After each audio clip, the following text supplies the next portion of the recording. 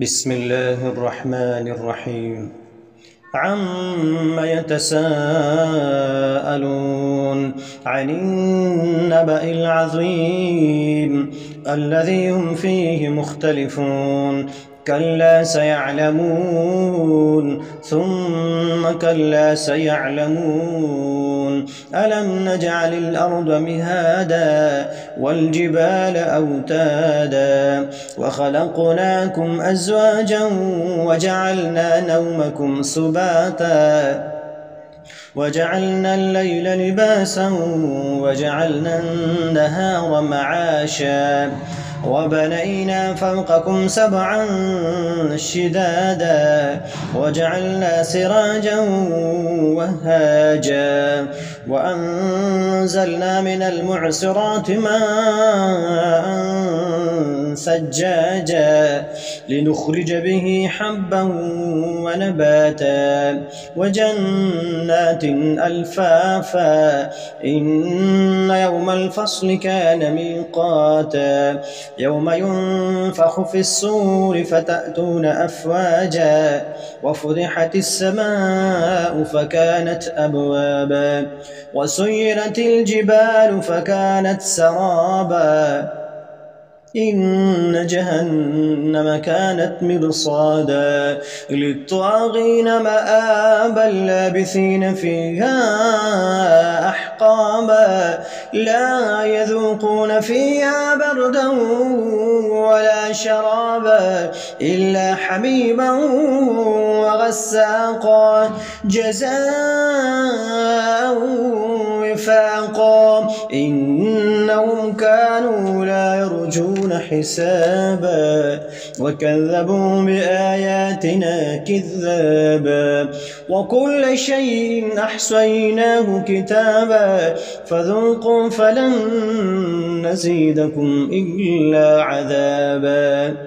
إن للمتقين مفازا حدائق وأعنابا وكواعب أترابا وكأسا دهاقا لا يسمعون فيها لغوا ولا كذابا جزاء من ربك عطاء حسابا.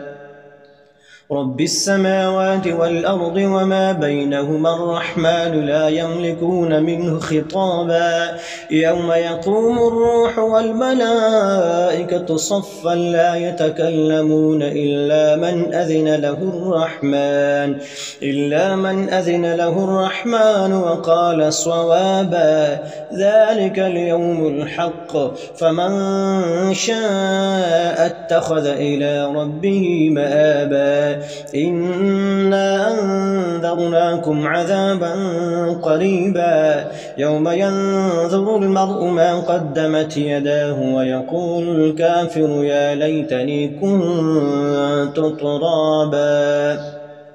بسم الله الرحمن الرحيم.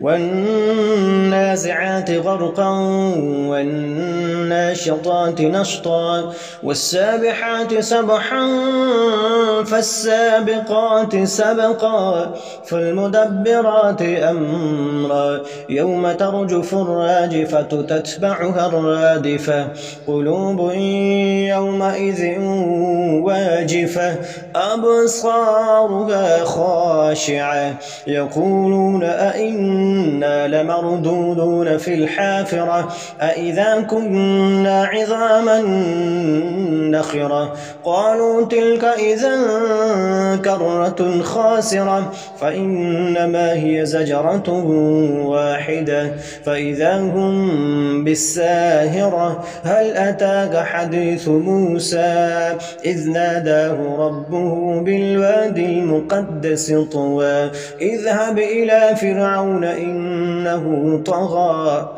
فقل هل لك إلى أن تزكى وأهديك إلى ربك فتخشى فأراه الآية الكبرى فكذب وعصى ثم أدبر يسعى فحشر فنادى فقال أنا ربكم الأعلى فأخذه الله نكال الآخرة والأولى إن في ذلك لعبرة لمن يخشى أأنتم أشد خلقا أم السماء بناها رفع سمكها فسواها وأغطش ليلها وأخرج ضحاها والأرض بعد ذلك دحاها أخرج منها ماءها ومرعاها والجبال أرساها متاعا لكم ولأنعامكم فإذا جاءت الطامة الكبرى